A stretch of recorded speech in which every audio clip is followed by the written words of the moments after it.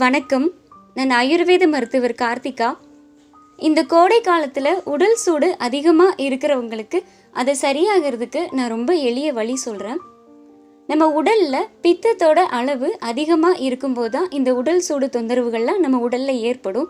இந்த பித்தத்தை நம்ம சமநிலைப்படுத்திட்டோம் அப்படின்னா உடல் சூடு நார்மலாகவே நமக்கு உடலில் இருக்கும், அதிகமான அளவில் இருக்காது.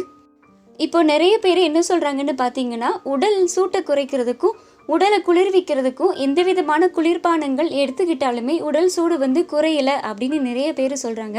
அவங்களுக்கு இந்த வீடியோ பயனுள்ளதாக இருக்கும். இன்னும் சிலர் சொல்லுவாங்க, எதை சாப்பிட்டா பித்தம் தனியும் அப்படின்னா எதனாலுமே சாப்பிட்றதுக்கு தயாராக இருக்கும் அப்படின்ற லெவலுக்கு நிறைய பேர் சொல்லுவாங்க. ஏன்னா அவங்களால இந்த உடல் சூடை ரொம்ப தாங்கிக்க முடியாத நிலைமை இருக்குது.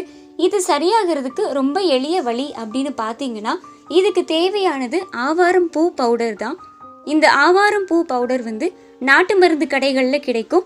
இந்த ஆவாரம்பூ பவுடரை நீங்கள் வாங்கிக்கோங்க. இதை வாங்கிட்டு 1 ஸ்பூன் அளவு ஆவாரம்பூ பவுடர் கூட 1 டம்ளர் அளவு தண்ணி சேர்த்து நல்லா கலக்கிட்டு குடிச்சிட்டு வந்தீங்க அப்படின்னா உங்களுக்கு உடல் சூடு அப்போவே குறைய ஆரம்பிக்கிறது நல்லா உணரலாம்.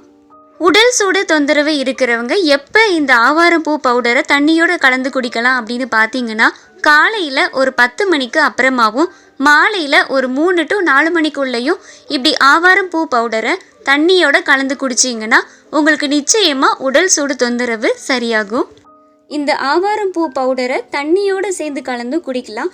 இப்படி குடிக்கும்போது இந்த சுவை நீங்கள் குளிர்பானங்களில் உணர்கிற சுவை இதில் இருக்காது. இதில் ஆவாரம்பூவோட சுவை தான் இருக்கும்.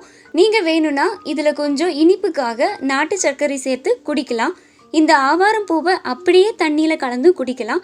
இல்லைனா இந்த ஆவாரம்பூ பவுடரை தண்ணியோடு சேர்த்து கொதிக்க வச்சும் நீங்கள் குடிச்சிட்டு வரலாம். எப்படி குடித்தாலுமே உங்களுக்கு உடல் சூடு நல்லா குறைஞ்சிடும். ஆவாரம்பூவுக்கு பித்தத்தை தணிக்கிற குணம் இருக்குது. அதனால் நம்ம உடலில் சூடு அதிகமாக இருக்கும்போது பித்தம் அதிக அளவில் இருக்கிறதால அதை சமப்படுத்துறதுக்கு தாராளமாக இந்த ஆவாரம்பூவை எடுத்துக்கலாம். குளிர்பானங்கள் கொடுக்குற சுவை இந்த தண்ணியில் இருக்காது.